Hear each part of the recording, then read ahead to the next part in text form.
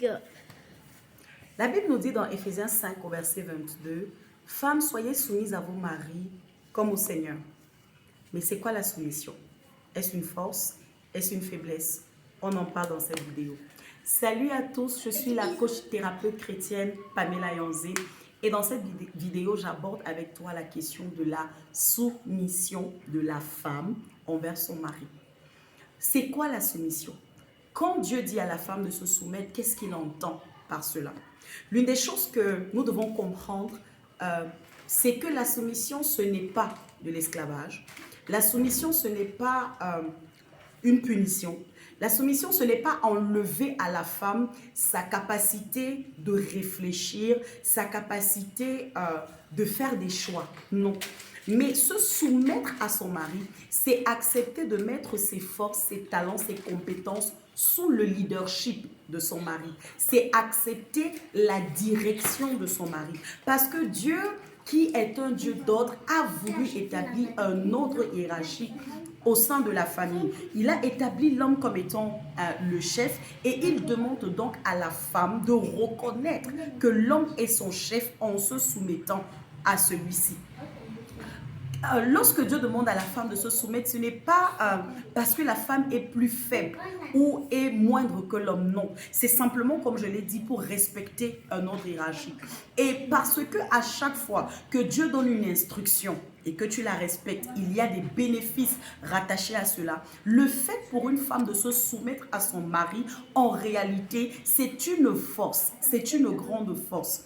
Tu vois, par exemple, lorsque la Bible nous dit par exemple que soumettez-vous devant la main puissante de Dieu et il vous élèvera au temps convenable. Donc lorsqu'une femme accepte de se soumettre à son mari, elle est en train d'obéir à Dieu. Donc elle est en train de se soumettre à Dieu et elle est ainsi en train de permettre à Dieu de pouvoir l'élever. Lorsqu'une femme se soumet à son mari, elle est en train de reconnaître l'autorité de Dieu à l'intérieur de son mari. Elle est ainsi capable en fait de porter un plus grand nombre de choses. Regarde, la Bible nous dit dans le livre de Genèse que Dieu a dit à la femme, ta postérité, donc ce qui sortira de toi, écrasera la tête du serpent. Ça veut dire que le serpent en fait est placé sous la femme et la femme a pour objectif d'écraser le serpent en se plaçant au-dessus de lui. Et lorsque la femme accepte que son mari exerce son leadership au-dessus d'elle,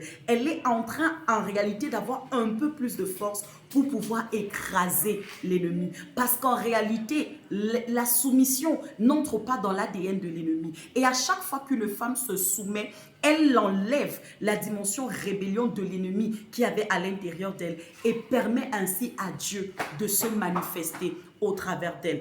Pour arriver à faire ce que Dieu veut que tu fasses dans ton foyer, il faudrait pour toi que tu acceptes l'autorité de ton mari, que tu acceptes le leadership de ton mari, de sorte à avoir une plus grande force sur le plan spirituel. Parce que l'œuvre que tu as accomplie dans ton foyer n'est pas d'abord une œuvre physique, mais une œuvre spirituelle. En te soumettant, tu es donc en train de prendre toutes les forces nécessaires pour accomplir cette œuvre et tu es en train d'augmenter ton pouvoir de sorte à pouvoir écraser l'ennemi de ta maison qui est le diable. Souviens-toi, te soumettre, ce n'est pas être esclave. Te soumettre, ce n'est pas être dépourvu de tes capacités. Te soumettre, ce n'est pas être dépourvu de ta capacité à réfléchir, mais c'est d'accepter que au-delà de ce que tu peux faire, au-delà de ce que tu es, au-delà de toutes les capacités qui peuvent sortir de toi, il y a quelqu'un qui a le lead. Et à chaque fois que tu laisses ton mari leader, à chaque fois que tu laisses l'autorité de ton mari s'exercer au-dessus de toi, tu es en train de te soumettre à Dieu. Et parce que tu te soumets à Dieu, il t'élèvera. Parce que tu te soumets à Dieu, tu auras la victoire. Donc à partir d'aujourd'hui, change ta façon de voir la soumission. Ce n'est pas une faiblesse, non. C'est une force, c'est une puissance, c'est un pouvoir que Dieu t'a donné afin que tu puisses véritablement exercer ta force, ta capacité, ton rôle d'aide dans la maison. J'aime souvent dire que se soumettre, c'est accepter de se baisser afin de mieux porter son époux. Car en réalité, tu ne peux pas porter quelqu'un étant debout. Si tu veux porter quelqu'un sur ton dos, il faut que tu descendes. Et c'est ça, la soumission. accepter de se baisser pour mieux porter son époux. N'est-ce pas merveilleux? Donc, à partir d'aujourd'hui, que ton regard change sur la soumission, commence à le voir comme ce que c'est véritablement, la force, la capacité que Dieu te donne pour mieux accomplir ton rôle d'épouse. Que Dieu te bénisse et à très vite pour une autre vidéo.